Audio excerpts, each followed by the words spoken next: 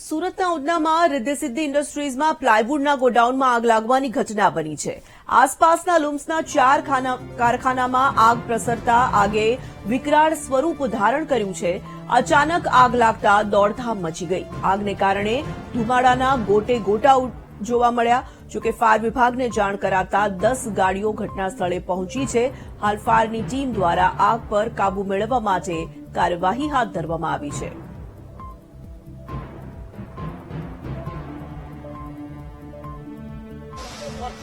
સુરતના ઉધના વિસ્તારમાં આવેલ રિદ્ધિસિદ્ધિ જે એસ્ટેટ આવ્યું છે તેના જે લુમ્સના કારખાના છે તેમાં આગ લાગી છે। આ આગ જે છે અત્યારે જોઈ શકો છો કે જેમાં જે આગ લાગી છે તેમાં નીચે પહેલા પ્લાયનું ગોડાઉન હતું, ત્યારબાદ ઉપર જે લુમ્સના ખાતા હતા તેમાં આગ લાગી હતી ને આગ જોતામાં ભીષણ સ્વરૂપ ધારણ કરી લીધું છે। 5 ફાયર સ્ટેશનની 10 થી વધુ ગાડીની ટીમ અત્યારે આગ ઉગલાવ પર કાબુ મેળવી રહી છે અને આપણી સાથે ફાયર અધિકારી જોડાયા છે, તેમની સાથે વાત કરીશું। સાહેબ, કઈ રીતની આગનો કોલ મળ્યો હતો અને શું હતું? 7:43 આગનો કોલ ફાયર કંટ્રોલમાં મળેલ। દક્ષેશ્વર મહાદેવ મંદિર પાંડેસરાની નજીકમાં બોબિનના કારખાનામાં આગ લાગી હતી અને તેની અંદર બોબિનના લાકડાના વિક્સ બનાવવાની ફેક્ટરી ચાલે છે, તેમાં ફર્સ્ટ ફ્લોરે કોઈ કારણસર આગ લાગી હતી અને હાલમાં 6 ફાયર સ્ટેશનથી ફાયર ટેન્ડર અને વોટર બાઉઝરના અધિકારી ક્રૂ સાથે આવી અને આગ બુઝાવવાની કામગીરી હાલમાં ચાલુ છે।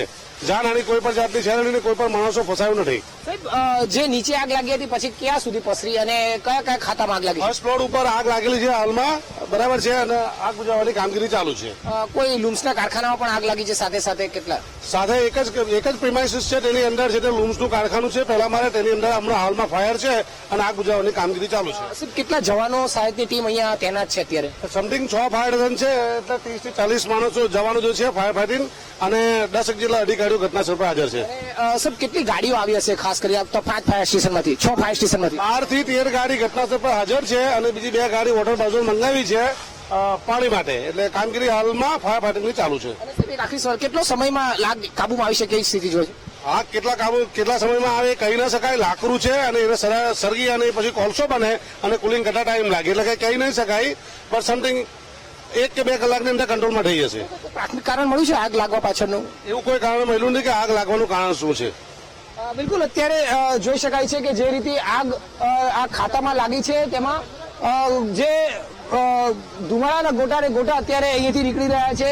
જે આગ છે તે પહેલા માળે લાગી હતી અને તેમાં આવેલા બીજા જે લુમ્સના કારખાના છે તેની અંદર આગ પસરી ગઈ હતી અને અત્યારે આ આગે વિકરાળ સ્વરૂપ ધારણ કર્યું છે।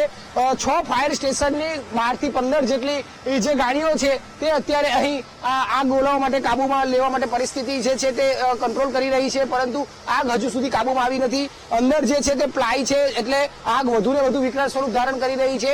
પાણીનો સતત મારો ચલાવવામાં આવી રહ્યો છે અને આ આગને ઝડપથી કાબુમાં લેવા માટેનો પ્રયત્ન કરાઈ રહ્યો છે। આ જે આખી ઇન્ડસ્ટ્રી છે તેને ચારેય તરફથી આ જે આગ છે તેને કાબુ મેળવવા માટે પ્રયત્ન કરવામાં આવી રહ્યો છે। સાથે સાથે અહીં જે ગોડાઉનની બાજુમાં જ આવેલ અત્યારે આજે ખાનગી જે ગાડી મૂકવાનું જે ગોડાઉન છે તે ગોડાઉનમાં પણ આગ ન પ્રસરે તે માટે અત્યારે ખાસ તૈયારી પણ કરવામાં આવી રહી છે। એટલે એક રીતે કહી શકાય તો કે જે રીતે આ આગ લાગી છે આગને લઈને ખૂબ જ તૈયારી મહેનત કરવામાં આવી રહી છે આગ ઓલાવવા માટે, પરંતુ હજુ સુધી આગ કાબુમાં નથી આવી। સવારે 7 વાગ્યાથી આ આગનો કોલ મળ્યો હતો અને છેલ્લા 2 કલાકથી આગ સતત પસરી રહી છે અને હજુ સુધી આગ ક્યારે કાબુમાં આવે તે કહી શકાય તેમ નથી। જો કે મોટી વાત એ છે કે આ આગમાં કોઈ વ્યક્તિ ફસાયું નથી અને કોઈ જાનહાની થઈ નથી।